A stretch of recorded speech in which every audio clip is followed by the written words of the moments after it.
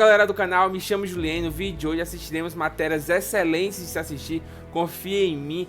Começaremos com a secretária de Agricultura dos Estados Unidos tendo que se explicar sobre as tarifas sobre o Brasil, que colocaram, depois aumentaram, diminuíram, retiraram, aquela festa toda que sabemos muito bem o que aconteceu. Essa matéria foi de antes do veto da Suprema Corte sobre as tarifas do Trump, porém ainda assim uma matéria extremamente atual e que precisa ser assistida. E também veremos que mais 2.000 empresas estão processando o Trump por essa tarifa, que logo após ela foi bloqueada pela Suprema Corte. Também veremos tudo isso, todo esse assunto, esse bloqueio da Suprema Corte e muito mais. Também veremos um pouco sobre esse acordo União Europeia e Mercosul. Mas já deixe seu like, inscreva-se no nosso canal, comente bastante, porque assim você ajuda no engajamento e valeu! Sinal por trás das tarifas sobre o Brasil que acho que estão saindo, qual foi o raciocínio ali, qual é o pensamento agora, o que nós não... Seria bom se fizéssemos tudo aqui, mas não dá para produzir tudo nos Estados Unidos. Foi a decisão errada? Agora, de repente, precisamos dessas coisas, os preços subiram, então as tarifas saem. Era mal pensado? Não, olha, o presidente... Eu fui chefe de política doméstica dele na primeira administração e depois montei o America First Policy Institute. Quer dizer, eu estou do lado dele em política há muito tempo já. A visão dele de realinhar toda a economia mundial, colocando produtos americanos em primeiro lugar, a América em primeiro lugar, mas também usando tarifas como ferramenta econômica importante para garantir que a gente faça tudo pelo nosso país e mantenha nosso país no topo do mundo. Então, quando se trata do Brasil, por exemplo, tinha todo um contexto ali, e isso provavelmente é mais da área do Marco, do secretário Rubio, do que da minha. Mas o que o presidente fez foi usar isso como ferramenta econômica, mas também como ferramenta importante de política externa. Agora, o que aconteceu com o Brasil com essas tarifas sendo removidas é o seguinte. Voltamos ao ponto em que estávamos em fevereiro, quando o Dia da Libertação foi anunciado. Então, quando dizem que estamos tirando as tarifas do Brasil, tudo que estamos fazendo é voltar ao que havia originalmente. Os agricultores podem receber ajuda eventualmente. Isso ainda não aconteceu, né? 15 bilhões em andamento. Acho que ok, então fazemos tarifas por um lado, isso é para tentar alcançar uma coisa, mas isso dói. Isso tem consequências não intencionais, talvez com os agricultores, então estamos usando esses 15 bilhões para Foi uma boa ideia? No final foi positivo? Acho que você pode usar parte dos arrecadados da tarifa, talvez para os 15 bilhões, para os agricultores. Alguns pontos rápidos sobre isso. Primeiro, o que o presidente fez no Dia da Libertação ao promulgar essas tarifas em fevereiro, agora temos dezenas de novos acordos comerciais. Com Indonésia, Austrália, Japão, UE, Inglaterra, UA, é simplesmente notável.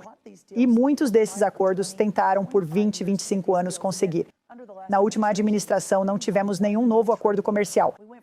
Passamos de um superávit comercial agrícola no Trump 1 para um déficit de 50 bilhões só na agricultura.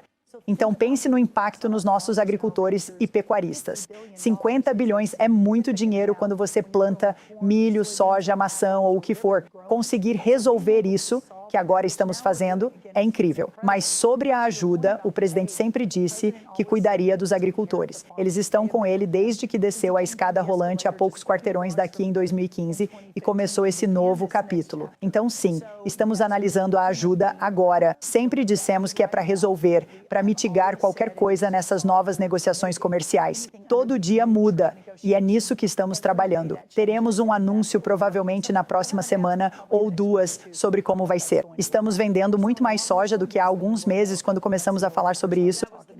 A China passou de maior comprador de soja para zero compras, certo? Esse foi o maior problema que aconteceu, e isso foi na gestão do presidente Trump. Bem, temos visto a China comprando menos soja há anos. É importante notar que há poucos anos a China comprava cerca de 65% da nossa soja americana. Eles migraram para a soja brasileira, e o presidente disse, assim como o secretário Bessent, que usar nossos produtores de soja como moeda de troca não é aceitável. Mas isso faz parte do esforço maior do presidente Trump. Nós, americanos, não podemos depender tanto de um único país, um adversário estrangeiro, para nossos produtos. E com tudo isso, contamos que Donald Trump agora enfrenta mais de 2.000 processos após uma decisão histórica da Suprema Corte dos Estados Unidos que declarou ilegais a maioria de suas tarifas globais. Mais de 100 grandes empresas, entre elas, por exemplo, FedEx, Dyson, Dollar General ou subsidiárias da L'Oréal, recorreram aos tribunais para reclamar reembolsos pelos impostos de importação que pagaram durante a guerra comercial.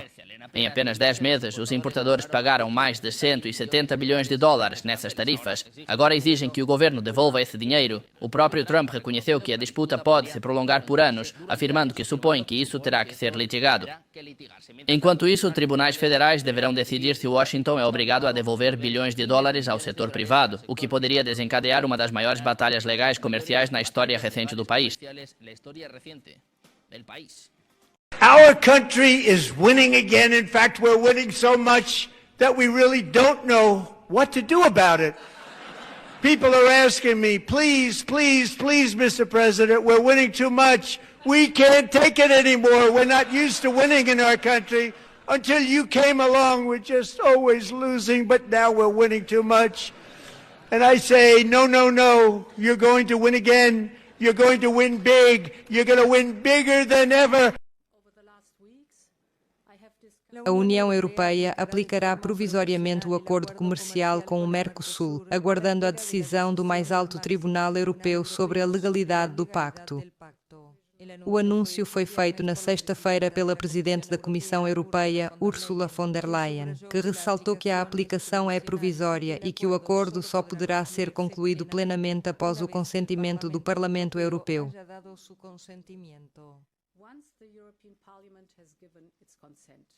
A ratificação do pacto foi congelada depois que o Parlamento Europeu o encaminhou ao Tribunal de Justiça da União Europeia para analisar sua legalidade, um procedimento que pode atrasar sua ratificação por 1 ano e meio. Uruguai e Argentina ratificaram na quinta-feira o acordo comercial e espera-se que os parlamentos do Brasil e Paraguai façam o mesmo nos próximos dias. Espanha e Alemanha apoiaram a decisão da Comissão, enquanto a França, que se opõe ao tratado, classificou a medida como um gesto ruim por parte do Executivo comunitário. Basicamente, para a França é uma surpresa e uma má surpresa, e para o Parlamento Europeu é um gesto ruim.